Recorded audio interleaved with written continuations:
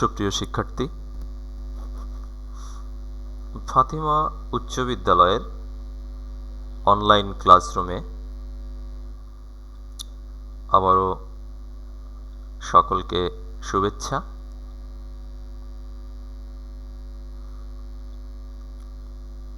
আমরা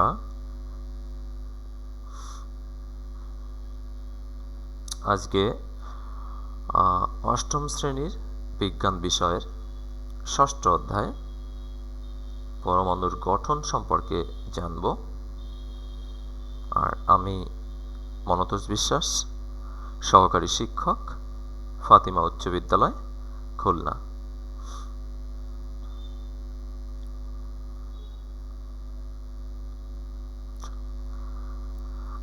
শুরুতে আমরা দুইটা ছবি আমরা স্ক্রিনে দেখতে পাচ্ছি। তোমরা নিশ্চয়ই জানো ছবি দুইটা কিসের, কারণ আমাদের খুবই পরিচিত দুইটা ছবি এখানে আমি এনেছি তোমাদের জন্য স্লাইডে রেখেছি। ছবি দুইটার মধ্যে বলতে পারো যে তোমরা ছবি দুইটা কিসের? হ্যাঁ, একটি ফুটবল, অন্যটি হলো একটি ইটের ছবি। এখানে একটি ফুটবলের ছবি আর একটি হলো একটি ইটের ছবি।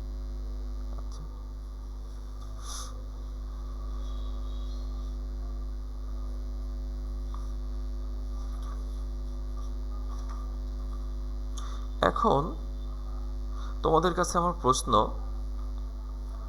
ছবি দুইটির নাম কি তোমরা জানো? এর পরের প্রশ্ন, এগুলোর কি কোনো ওজন ও আয়তন আছে? তোমরা নিশ্চয়ই বস্তুর ওজন ও আয়তন সম্পর্কে পূর্বের শ্রেণীতে জেনেছ, তাই না? ষষ্ঠ শ্রেণী বা সপ্তম শ্রেণীতে জেনেছ, বা আরও আগে প্রাইমারি সেকশনে তোমরা জেনেছ। তো সেই জ্ঞানের দৃষ্টিকোণ থেকে তোমরা বলো যে এই বস্তু দুইটার কি কোনো ওজন ও আয়তন আছে কি?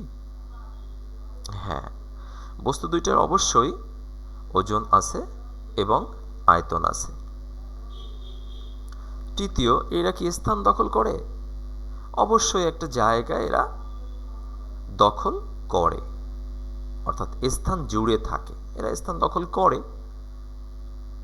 আচ্ছা, এইবার তোমাদের কাছে আমার প্রশ্ন, যার ওজন আছে, আয়তন আছে, স্থান দখল করে, তাকে কি বলা হয়? তাকে বলা হয় পদার্থ। কারণ আমরা জানি যা ওজন আছে, আয়তন আছে, স্থান দখল করে, তাকে পদার্থ বলা হয়। এইবার দেখো, এই পদার্থকে যদি আমরা ভাঙি, তাই না? পদার্থকে যদি আমরা ভেঙে ফেলি, তাহলে কি পাওয়া যাবে? পদার্থকে ভাঙলে, হ্যাঁ, কেউ বলতে পারো যে অণু পাওয়া যাবে স্যার, কেউ বলতে পারো পরমাণু পাওয়া যাবে, তাই না? হ্যাঁ, যদি অণু পাওয়া যায়, মনে করো যে অণু পাওয়া যাবে, অণুকে ভাঙলে কি পাওয়া যায়? পরমাণু। আর যদি সরাসরি বলো যে পদার্থ ভাঙলে কি পাওয়া যায়? পরমাণু, তাই না? হ্যাঁ, তাহলে মূলত আমরা আজকের পাঠে এই পরমাণুর গঠন সম্পর্কে আলোচনা করব। বিজ্ঞান আসলে চিন্তার বিষয়, গবেষণার বিষয়, তাই না? যে কোথা থেকে ঘটলো, কিভাবে ঘটলো, কোথা থেকে আসলো, কিভাবে আসলো, তোমার মনের মধ্যে প্রশ্ন থাকতে হবে, জানার আগ্রহ থাকতে হবে, আর জানার জন্য বিভিন্ন প্রশ্নের উদ্ভাবন ঘটাতে হবে মনের মধ্যে। তাহলেই কিন্তু তুমি বিজ্ঞানটাকে বুঝতে পারবা। অন্যথায় তুমি যদি মুখস্থ করে বিজ্ঞান বোঝার চেষ্টা করো, বিজ্ঞানের কিছুই বুঝতে পারবে না। তাহলে এতদিন আমরা শিখেছি পদার্থ সম্পর্কে, পদার্থর বিভিন্ন বৈশিষ্ট্য সম্পর্কে শিখেছি। আজকে আমরা শিখলাম যে পদার্থ অসংখ্য ক্ষুদ্র ক্ষুদ্র কণা দ্বারা গঠিত, তাই না? অর্থাৎ পদার্থকে ভাঙলে অণু বা পরমাণু পাওয়া যায়। তাহলে এই পরমাণুগুলো কি দ্বারা গঠিত? পরমাণুর মধ্যে কি থাকে? পরমাণু কোথার থেকে আসলো? আদৌ কি পদার্থ পরমাণু দ্বারা গঠিত? পরমাণুর মধ্যে কি, পদার্থের মধ্যে সত্যিই কি পরমাণু আছে? এই প্রশ্নগুলার আজকে আমরা একটু উত্তর খোঁজার চেষ্টা করব। আচ্ছা, এরপরে আরেকটা বিষয় তোমাদের না বললে নয়। তার আগে আমরা জেনে নেই যে তাহলে আজকের এই যে পাঠ, এই পাঠ শেষে তোমরা কি শিখবে, অর্থাৎ শিখন ফল। শিখন ফল, পরমাণু কাকে বলে তা তোমরা বলতে পারবে, পরমাণু ধারণার বিকাশ বর্ণনা করতে পারবে, অর্থাৎ পরমাণু সম্পর্কে যে ধারণা, সেই ধারণাটা তোমরা উপলব্ধি করতে পারবে। 3, পরমাণুর গঠন ব্যাখ্যা করতে পারবে। এই যে 3টি লার্নিং আউটকাম, এই 3টি লার্নিং আউটকামকে সামনে রেখেই আমরা আজকের পাঠ উপস্থাপন করব, বিশ্লেষণ করব এবং তোমরা তা ধারণ করবে বা অন্তর্ধারণ করবে। তো চলো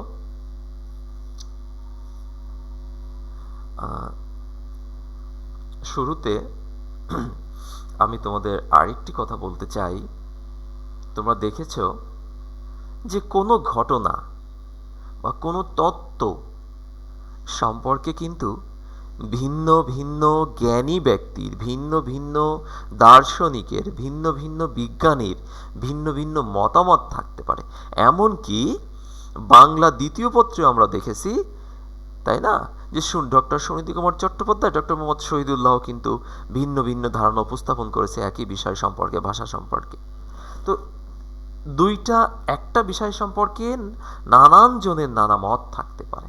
তাহলে এই পরমাণুর গঠন বা পরমাণু কি, পরমাণু আদৌ কোথায় থাকে, কিভাবে থাকে, আদৌ পদার্থে পরমাণু থাকে কিনা, এই সম্পর্কে নিশ্চয়ই নানান জনের নানা মত হবে। সর্বপ্রথম আমরা সেই মতামতগুলোকে একটু জেনে নেই যে এই পরমাণু সম্পর্কে আসলে কে কি ধারণা ব্যাখ্যা করেছে বা পরমাণু কাকে বলে, কার মতামতটা কি এই পরমাণু সম্পর্কে, এইটা আমরা একটু জানার চেষ্টা করি। এরপরেই তোমরা আবারও দুইটা ছবি দেখতে পারছো। ছবির পদার্থ দুটির মধ্যে কি কোনো পার্থক্য দেখা যায়? ক চিত্র একটি পদার্থ, খ চিত্র একটি পদার্থ। এখন আমার প্রশ্ন, এই পদার্থ দুইটার মধ্যে কি কোনো পার্থক্য দেখা যায়? হ্যাঁ, দেখো ক চিত্রেও কিছু বলের মতো কিছু অংশ দেখাচ্ছে, কিন্তু সবগুলো একই রঙের, একই রং, লাল কালার। কিন্তু খ চিত্রে দেখো কালো আর লাল রঙের মিশ্রণ ঘটেছে, তাই না? তাহলে আমরা জানি যে পদার্থকে বিশ্লেষণ করলে ওই পদার্থ ছাড়া অন্য কোনো পদার্থ পাওয়া যায় না, তাকে মৌলিক পদার্থ বলে। অর্থাৎ ক চিত্রের পদার্থকে যদি আমরা বিশ্লেষণ করি, একই রঙের অসংখ্য ক্ষুদ্র ক্ষুদ্র কণা পাবো। কিন্তু খ চিত্রের পদার্থকে যদি আমরা বিশ্লেষণ করি, ভিন্ন ভিন্ন রঙের, অর্থাৎ ভিন্ন ভিন্ন কণা পাবো। তাই আমরা বলতে পারি ক চিত্রে একই রকম পদার্থ আর খ চিত্রে ভিন্ন রকম পদার্থ। তাই ক চিত্রকে বলবো আমরা মৌলিক পদার্থ আর খ চিত্রকে বলবো আমরা যৌগিক পদার্থ। তাহলে আমরা মৌলিক পদার্থ শিখলাম, যৌগিক পদার্থ শিখলাম। অর্থাৎ একটা পদার্থের মধ্যে যদি ভেজাল না থাকে, একই রকম পদার্থ দ্বারা গঠিত হয় কোনো বস্তু, তাহলে তাকে মৌলিক পদার্থ বলবো। আর কোনো পদার্থ যদি ভেজাল হয়, অর্থাৎ ভিন্ন ভিন্ন পদার্থ দ্বারা গঠিত হয়, তাহলে তাকে আমরা যৌগিক পদার্থ বলবো। চলো আমরা নেক্সট স্লাইড দেখি। দেখো, এখন এইখানে আমরা একটি মৌলিক পদার্থ আনলাম। আমরা সেই মৌলিক পদার্থটাকে এইবার বিশ্লেষণ করার চেষ্টা করে দেখি যে আদৌ আমি সত্য কথা বলেছি কিনা, যে মৌলিক পদার্থকে ভাঙলে একই রকম অন্য ক্ষুদ্র ক্ষুদ্র কণা পাওয়া যায় বা পদার্থ পাওয়া যায়। এটা আমরা একটু বিশ্লেষণ করি। তো আমরা এখানে মৌলিক পদার্থটিকে আনলাম, সঙ্গে আনলাম একটি হাতুড়ি, কারণ পিটিয়ে ভাঙবো এটাকে আমরা। তো দেখো, আমি যখন এটাকে হাতুড়ি দিয়ে আঘাত করছি, আঘাত করার সঙ্গে সঙ্গে দেখো এগুলো ভেঙে কি একই রকমের পদার্থ বের হয়েছে। বা এই মৌলিক পদার্থকে ভাঙলে বা বিশ্লেষণ করলে আমরা অসংখ্য ক্ষুদ্র ক্ষুদ্র কণা পেয়েছি, তাই না? এই যে দেখো, মৌলিক পদার্থকে ভাঙলে বা বিশ্লেষণ করলে অসংখ্য ক্ষুদ্র কণা পাওয়া যায়, আর এই ক্ষুদ্র কণাকে পরমাণু বলা হয়। তাহলে আমরা কি শিখলাম? আমরা শিখলাম মৌলিক পদার্থ, যৌগিক পদার্থ। এরপরে শিখলাম মৌলিক পদার্থকে যদি আমরা ভাঙি, তাহলে ভাঙলে বা বিশ্লেষণ করলে অসংখ্য ক্ষুদ্র কণা পাওয়া যায়, আর এই ক্ষুদ্র কণাকে পরমাণু বলা হয়।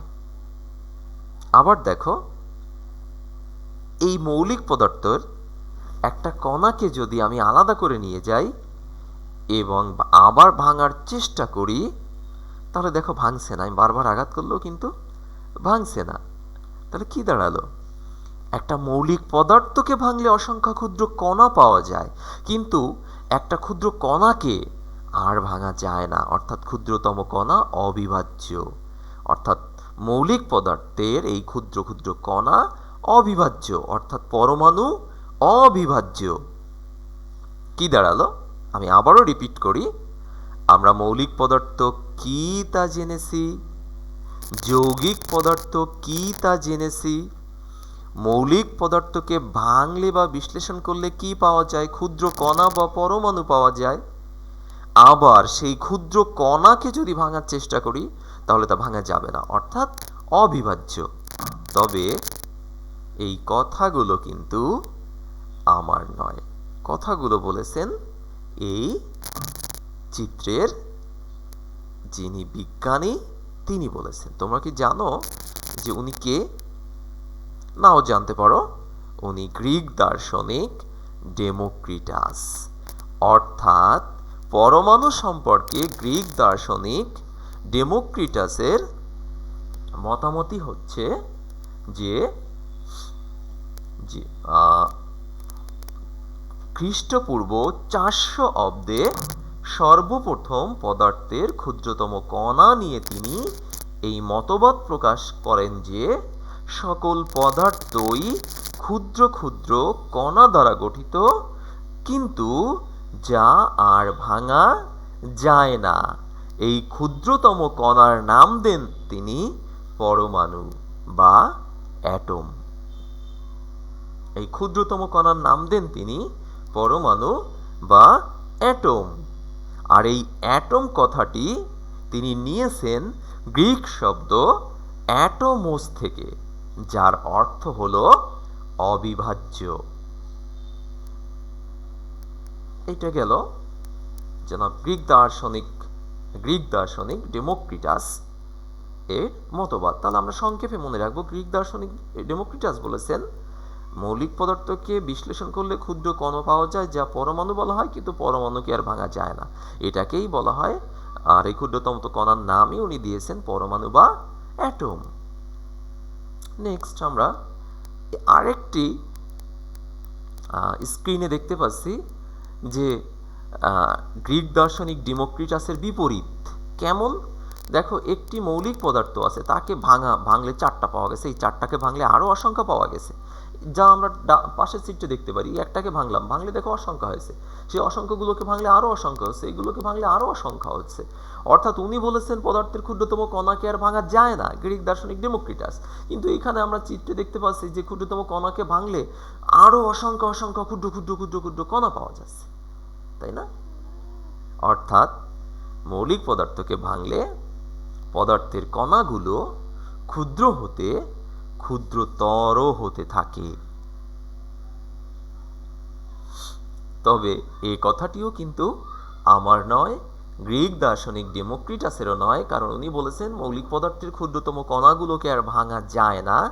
এই কথাগুলো বলেছেন এই যে ছবির দুজন ব্যক্তি, একজন প্লেটো আর একজন হচ্ছেন অ্যারিস্টটল।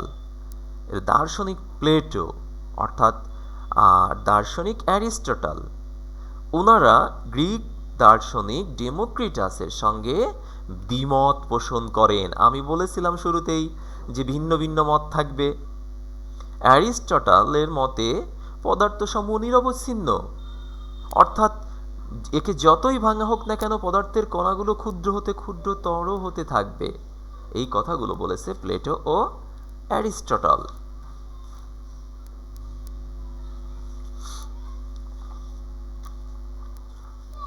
আচ্ছা, এরপর আমরা তাহলে আবার একটা স্লাইডে আমরা কিছু ছবি দেখি। এই যে একজন ব্যক্তিকে দেখা যাচ্ছে, তোমরা বলতে পারো যে ইনি কি? ছবির বিজ্ঞানীর নাম জন ডাল্টন। এখন আমরা পূর্বের যে তিনজন বিজ্ঞানী সম্পর্কে জেনেছি তাদের ছবিও আমরা একসঙ্গে একটু একত্রে আবার দেখি। বিজ্ঞানী প্লেটো, বিজ্ঞানী অ্যারিস্টটল, বিজ্ঞানী ডেমোক্রিটাস। ইনি ডাল্টন, ইনি প্লেটো, ইনি ডেমোক্রিটাস, ইনি বিজ্ঞানী অ্যারিস্টটল। এই চারজন বিজ্ঞানীর, বিশেষ বিজ্ঞানীর ছবি একত্রিত করার কিন্তু আমার একটা উদ্দেশ্য আছে। তোমরা বুঝতে পারছো কি না জানি না। এই তিনজনের সঙ্গে, এই তিনজন বিজ্ঞানীর সঙ্গে বিজ্ঞানী জন ডাল্টনও পরমাণু সম্পর্কে একটি মতবাদ প্রদান করেছে। এই মতবাদটি সম্পর্কে আমরা জানব, পরমাণুর মতবাদ। দেখো, Democritus, John Dalton, Plato, Aristotle. কিন্তু বিজ্ঞানী জন ডাল্টন প্লেটো আর অ্যারিস্টটল এর মতামতকে সমর্থন করেননি। উনি সমর্থন করেছেন ডেমোক্রিটাসের যে মতবাদ, সেই মতবাদটিকে উনি সমর্থন করেছেন। অর্থাৎ জন ডাল্টন 1803 সালে, উনি ইংরেজ বিজ্ঞানী, 1803 সালে পরীক্ষালব্ধ তথ্যের উপর ভিত্তি করে পদার্থের ক্ষুদ্রতম কণা সম্পর্কে বলেন পরমাণু হলো মৌলিক পদার্থের ক্ষুদ্রতম কণা এবং একে আর ভাঙা যায় না। ডাল্টনের এ মতবাদ সকলে গ্রহণ করে, ফলে অ্যারিস্টটলের মতবাদটি পরিত্যক্ত হয়। এই হলো পরমাণু সম্পর্কে আমাদের চারজন বিশেষ বিজ্ঞানীর, দার্শনিকের মতবাদ। দুজন বলেছেন পদার্থকে ভাঙলে বা মৌলিক পদার্থকে ভাঙলে অসংখ্য ক্ষুদ্র কণা পাওয়া যায়, কিন্তু সেই কণা আর ভাঙা যায় না। সেই মতবাদটি বিজ্ঞানী জন ডাল্টন এবং ডেমোক্রিটাস বলেছেন। কিন্তু প্লেটো, অ্যারিস্টটল ভিন্ন মত পোষণ করেছেন। আর বলছেন কি, যে পদার্থের ক্ষুদ্রতম কণাকে যত ভাঙা হবে তত ভাঙা যাবে। এই চারজন বিজ্ঞানীর মতবাদ। আচ্ছা, এখন আমার কথা যে চারজন বিজ্ঞানী তাদের মতবাদ প্রদান করেছেন। আচ্ছা, কিন্তু ওনারা চারজন যে মতবাদ প্রদান করেছেন, এই মতবাদের কি সত্য? এই মতবাদ কি সম্পূর্ণ সত্য? এই মতবাদ কি এখন প্রচলিত? যদি প্রচলিত হতো তাহলে এখানেই আমাদের পরমাণুর ধারণা শেষ হয়ে যেত। আর যদি প্রচলিত না হয় তাহলে প্রকৃতপক্ষে পরমাণু কি, এইটা আমাদের জানতে হবে। প্রকৃতপক্ষে পরমাণু কি? তো দেখো, প্রকৃতপক্ষে পরমাণু অবিভাজ্যও নয়, ক্ষুদ্রতম কণাও নয়, ভাঙলে ক্ষুদ্র থেকে ক্ষুদ্রতরও হয় না। অর্থাৎ দেখো, চারজন বিজ্ঞানীর মতবাদ কিন্তু বর্তমান আধুনিক ধারণার সঙ্গে কি এক নয়। কারণ পরমাণু যে মতবাদ এই বিশিষ্ট চারজন দার্শনিক বা বিজ্ঞানী প্রকাশ করেছেন এর অনেক সীমাবদ্ধতা ছিল। এই সীমাবদ্ধতা দূর করার জন্য পরবর্তীতে আরো অনেকে পরমাণু মডেলের প্রস্তাব করেন। কারা কারা প্রস্তাব করেন সেই নাম দুইটি আমি আগে বলবো না, কিন্তু কি প্রস্তাব করেন এই দুইটা সম্পর্কে আমরা, এই বিষয়টা সম্পর্কে আমরা এখন আলোচনা করব। তাহলে প্রকৃতপক্ষে পরমাণু কি, বা তাহলে পরমাণুতে কি থাকে? রহস্যের বিষয়, তাই না? পরমাণুতে কি থাকে এইটা আমাদের জানতে হবে। তো একটু মনোযোগ দিয়ে তোমরা দেখো এখন যে পরমাণুতে কি থাকে। প্রকৃতপক্ষে পরমাণুতে থাকে ইলেকট্রন, যার প্রতীক স্মল লেটার ই, প্রোটন, যার প্রতীক স্মল লেটার পি, নিউট্রন, যার প্রতীক স্মল লেটার এন। অর্থাৎ পরমাণুতে থাকে ইলেকট্রন, প্রোটন, নিউট্রন। তোমরা এই তিনটি একটু মনে রাখার চেষ্টা করো। পরমাণুতে থাকে প্রকৃতপক্ষে ইলেকট্রন, প্রোটন, নিউট্রন। প্রকৃতপক্ষে পরমাণু ইলেকট্রন, প্রোটন ও নিউট্রন দ্বারা গঠিত। পরমাণু অবিভাজ্য নয়, ক্ষুদ্রতম কণাও নয়, ক্ষুদ্র থেকে ক্ষুদ্রতর হয় না। পরমাণুতে থাকে ইলেকট্রন, প্রোটন, নিউট্রন। হ্যাঁ, পরমাণুতে থাকে ইলেকট্রন, প্রোটন, নিউট্রন। এইবার আমি দুইটা ছবি তোমরা দেখতে পাচ্ছ, এখানে একটি সৌর জগতের ছবি আছে, সঙ্গে আমি ইলেকট্রন, প্রোটনের ছবি নিয়ে পরমাণুর একটি ছবি নিয়ে আসছি।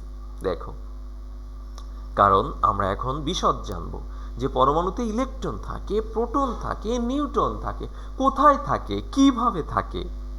ইলেকট্রন, প্রোটন, নিউট্রন নিজের ইচ্ছা মতো থাকে, নিজের ইচ্ছা মতো চলাফেরা করে, নাকি কোনো নিয়ম মেনে থাকে, না কোথায় থাকে, কিভাবে থাকে, এটা আমাদের জানতে হবে এখন। আচ্ছা, তো দেখো, আমি এই দুইটা সার্কেলকে, দুইটা ছবিকে একটু তুলনা করি। দেখো, দুইটাই কিন্তু ঘুরছে রাউন্ডিং। পৃথিবীও ঘুরছে, আবার ইলেকট্রনও ঘুরছে। তাহলে কিন্তু বোঝা যায় এই চিত্র থেকেই যে ইলেকট্রন কিন্তু ঘুরছে। এবার কোথায় ঘুরছে, কেমনে ঘুরছে, কিভাবে ঘুরছে সেটা সম্পর্কে আমরা একটু পরে আলোচনা করছি। দেখো, আবার চিত্র দুটিতে কি মিল রয়েছে প্রথমটা আমরা পেয়ে গেলাম। এরপর দেখো, পৃথিবী সমান সমান ইলেকট্রন, অর্থাৎ পৃথিবীও সূর্যের চারিদিকে ঘুরছে, ইলেকট্রনও একটা কিছু চারিদিকে ঘুরছে। কিসের চারিদিকে ঘুরছে? এই যে দেখো, নিউট্রন, প্রোটন এক জায়গায় ভিতরে, অর্থাৎ ভিতর মানে আমরা কেন্দ্র বলতে পারি, এক জায়গায় আবদ্ধ হয়ে আছে, তাই না? এই আবদ্ধিত অর্থাৎ যে কেন্দ্র, এই কেন্দ্রের চারদিকে ইলেকট্রন ঘুরছে। তাহলে পরমাণুতে ইলেকট্রন, প্রোটন, নিউট্রন থাকে। প্রোটন আর নিউট্রন স্থিরভাবে কেন্দ্রে থাকে, আর ইলেকট্রন তার চারদিকে একটা নির্দিষ্ট কক্ষপথে পৃথিবীর মতো ঘুরতে থাকে। দেখছো? হ্যাঁ। এরপর দেখো, সূর্য সমান কি? ইলেকট্রন, প্রোটন, নিউট্রনের সমন্বয়ে এটাকে বলা হয়, মনে রাখবে, নিউক্লিয়াস। অর্থাৎ আমি কি বললাম? পরমাণুতে থাকে ইলেকট্রন, প্রোটন, নিউট্রন, আর এই প্রোটন আর নিউট্রন মিলে হয় নিউক্লিয়াস। এটাকে কি বলা হয়? নিউক্লিয়াস। এই সম্পর্কে আমরা পরের স্লাইডে বিস্তারিত জানব। আর এই নিউক্লিয়াস পরমাণুর কেন্দ্রে থাকে, আর ইলেকট্রন থাকে বাইরে, যেটা অনবরত ঘুরতে থাকে। তাহলে কেন্দ্রে থাকে কি কি? প্রোটন আর নিউট্রন। আর ইলেকট্রন কোথায় থাকে? বাইরের দিকে থাকে এবং ঘুরতে থাকে। এবং মনে রাখবে, এই প্রোটন আর নিউট্রনের সমন্বয়ে কি গঠিত হয়? নিউক্লিয়াস।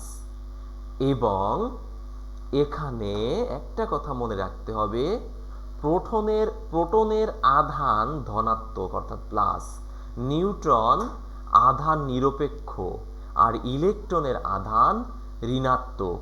তাহলে কেন্দ্রে থাকে ধনাত্মক আধানযুক্ত প্রোটন, আর আধান নিরপেক্ষ মানে যার কোনো চার্জ নাই নিউট্রন, আর কক্ষপথে থাকে ইলেকট্রন। এই যে দেখো, পৃথিবীর কক্ষপথ সমান পরমাণুর কক্ষপথ। বৃত্তটিকে কি বলা হয়? কক্ষপথ। আর তাহলে এই বৃত্তটাকে কি কক্ষপথ। তাহলে একটা পরমাণুতে কক্ষপথ থাকে, ইলেকট্রন থাকে, প্রোটন থাকে, নিউট্রন থাকে, প্রোটন নিউট্রন পরমাণুর কেন্দ্রে থাকে, আর পরমাণুর কেন্দ্রে মিলে থাকে, তাই ওটাকে নিউক্লিয়াস বলা হয়। ইলেকট্রন কক্ষপথে থাকে, এই যে সূর্য সৌরজগতের কথায় অবস্থিত কেন্দ্রে। আর পরমাণুর কেন্দ্রে কি অবস্থিত? পরমাণুর কেন্দ্রে কি অবস্থিত? নিউক্লিয়াস। প্রোটন ও নিউট্রনের সমন্বয়ে গঠিত নিউক্লিয়াস। আর প্রোটনের চার্জ কি? ধনাত্মক। নিউট্রনের চার্জ কি? চার্জ নেই। ইলেকট্রনের চার্জ কি? ঋণাত্মক। এইটা বিশ্লেষণ সম্পর্কে আমরা জানলাম। এরপর দেখো আবার একটু পার্থক্য তোমরা উপলব্ধি করো। দেখো ছবি দুইটির মধ্যে কি পার্থক্য দেখা যায়? কক্ষপথ আছে, কক্ষপথ নেই। তবে তার আগে আমরা কিন্তু বেশ খানিকটা, চারজন বিজ্ঞানীদের ধারণার পরে আমরা বেশ খানিকটা বর্তমান বা আধুনিক ধারণা সম্পর্কে আমরা জেনেছি। এই ধারণাটা কার, এইটা সম্পর্কে আমরা জানবো। আধুনিক ধারণা বা আধুনিক মতবাদ। আচ্ছা, কক্ষপথ আছে, কক্ষপথ নেই। এইবার দেখো এই যে পার্থক্য, কক্ষপথ আছে আর কক্ষপথ নেই, অর্থাৎ ইলেকট্রন সম্পর্কে আমি যে আধুনিক ধারণা বা পরমাণু সম্পর্কে আমি যে আধুনিক ধারণা প্রদান করলাম, সেই সম্পর্কেও কিন্তু দ্বিমত আছে। কেমন? একজন বলেছে কক্ষপথ, নির্দিষ্ট কক্ষপথ আছে, আর একজন বলেছে নির্দিষ্ট কক্ষপথ নেই। অর্থাৎ বিজ্ঞানী বোর বলেছে পরমাণুর নির্দিষ্ট কক্ষপথ আছে, অর্থাৎ আধুনিক ধারণার পরেও কিন্তু উনি আর একটা ধারণা প্রকাশ করেছে, পরমাণুর নির্দিষ্ট কক্ষপথ আছে। আর বিজ্ঞানী রাদারফোর্ড বলেছে পরমাণুর নির্দিষ্ট কোনো কক্ষপথ নাই। ঠিক আছে? অর্থাৎ এক সময় বিজ্ঞানী রাদারফোর্ড ও তার সহকর্মীরা একটি পরীক্ষা করেন, যা পরমাণুর গঠন সম্পর্কে ভালো ধারণা দেয়। পরীক্ষালব্ধ ফল থেকে রাদারফোর্ড বলেন যে পরমাণুতে ধনাত্মক আধান ও ভর একটি ক্ষুদ্র জায়গায় আবদ্ধ থাকে। তিনি এর নাম দেন নিউক্লিয়াস। তাহলে নিউক্লিয়াসের নামকরণ করেন কে? রাদারফোর্ড। উনি বলেন ধনাত্মক আধানযুক্ত প্রোটন ও নিউট্রন, অর্থাৎ পরমাণুর ভর এই প্রোটন ও ইলেকট্রনের সমন্বয়ে একটা পরমাণুর ভর গঠিত হয়। যদি একটা পরমাণুতে একটা প্রোটন থাকে, একটা নিউট্রন থাকে, তাহলে তার ভর হবে 2। মানে নিউট্রন সংখ্যা আর প্রোটন সংখ্যা মিলে যেহেতু কেন্দ্র বা নিউক্লিয়াস, তাই যতগুলো নিউট্রন থাকবে, প্রোটন থাকবে, তার সমন্বয়ে ভর গঠিত হয় পরমাণু, যা থাকে কেন্দ্রে। তাহলে পরমাণুর সমস্ত ভর কোথায় থাকে? কেন্দ্রে থাকে। এই কথা কে বলেছে? বিজ্ঞানী রাদারফোর্ড বলেছে। এবং কেন্দ্রে এবং প্রোটনের আধান কি? ধনাত্মক। নিউট্রনের আধান কি? আধান নাই। ইলেকট্রন কোথায় থাকে? ইলেকট্রন থাকে হচ্ছে কি? রাদারফোর্ড বলেছেন কক্ষপথে থাকে, কিন্তু ইলেকট্রনের কোনো ভর নাই। তাহলে পরমাণুর সকল ভর কোথায় থাকে? কেন্দ্রে থাকে। আর ইলেকট্রনের কি কোনো ভর আছে? নাই। ভর আছে কার? প্রোটনের আর নিউট্রনের। প্রোটন আর নিউট্রন কোথায় থাকে? কেন্দ্রে থাকে। এই প্রোটন আর নিউট্রন মিলে কি গঠিত হয়? পরমাণুর নিউক্লিয়াস গঠিত হয়। এইসব ধারণা রাদারফোর্ড। আর উনি বলেছেন পরমাণুর আর বেশিরভাগ জায়গা ফাঁকা, আর ঋণাত্মক আধানযুক্ত কণার তেমন কোনো ভর নেই। তারা ওই ইলেকট্রন নিউক্লিয়াসকে কেন্দ্র করে ঘুরতে থাকে। তবে রাদারফোর্ড কিন্তু একটি কথা বলেছেন। রাদারফোর্ড বলেছেন, ডান পাশের ছবিতে আমরা দেখতে পাচ্ছি ইলেকট্রন নিউক্লিয়াসকে কেন্দ্র করে ঘুরলেও তার কিন্তু কোনো নির্দিষ্ট কক্ষপথ নেই। কিন্তু পরবর্তীতে এই যে বিজ্ঞানী বোর ধারণা দেন যে কি পরমাণু নির্দিষ্ট কক্ষপথ রয়েছে, বা ঋণাত্মক আধানযুক্ত কণা সেই নির্দিষ্ট কিছু কক্ষপথে ঘুরে, যা আমরা এইখানে দেখি। তবে মনে রাখতে হবে, আমরা উদ্ভিদ কোষের যে নিউক্লিয়াস দেখেছি আর পরমাণুর নিউক্লিয়াস কিন্তু এক নয়। পরমাণুর নিউক্লিয়াস ইলেকট্রন ও প্রোটনের সমন্বয়ে গঠিত, এক নয়। এই কথাটা মনে রাখতে হবে। কিন্তু পরমাণুর নিউক্লিয়াস প্রোটন ও নিউট্রনের সমন্বয়ে গঠিত, এবং ইলেকট্রন থাকে কক্ষপথে। এটা পরমাণু নিউক্লিয়াস, যা প্রোটন ও নিউট্রন দ্বারা গঠিত।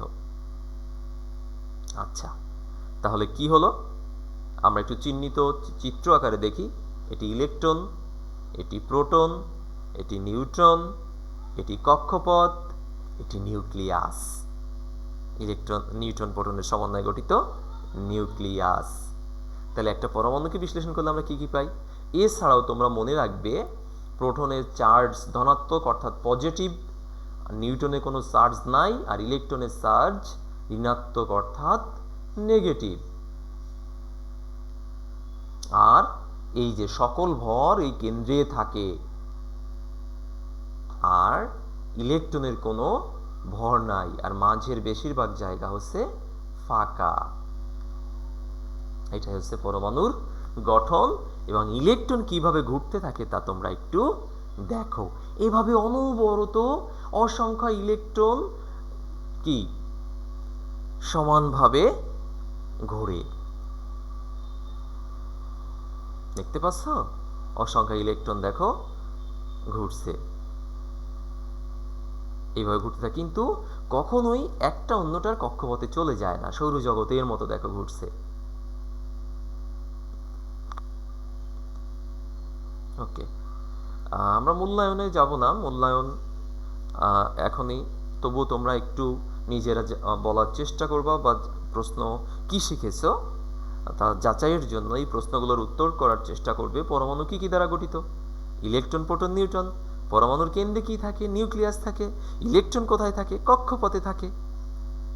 ওকে, এবার তোমাদের জন্য একটি বাড়ির কাজ থাকবে, বাড়ির কাজটি লিখে নাও।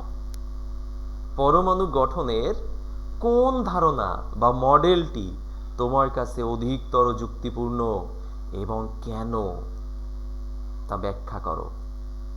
মূল পাঠ্যপুস্তক আবার বাসায় বসে ভালো করে পড়বে, আমার ক্লাস সম্পর্কে তার সমন্বয় করবে, তাহলে অবশ্যই তোমরা এই পাঠ সম্পর্কে জানতে পারবে, ভালো করে বুঝতে পারবে। মূল পাঠ্য বই ভালো করে পড়বে, প্রত্যেকটা শব্দ বোঝার চেষ্টা করবে। তাহলে বাড়ির কাজটি তোমরা লিখে নাও।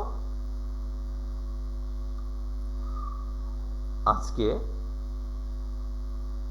আর নয়, তোমরা সকলেই ভালো থাকো, সুস্থ থাকো, সকলে বেশি বেশি করে বই পড়ো, মা বাবার কথা মেনে চলো, এবং নতুন কিছু জানার চেষ্টা করো। সকলকে ধন্যবাদ। আজকের পাঠ আমরা এখানেই শেষ করছি। ধন্যবাদ সকলকে।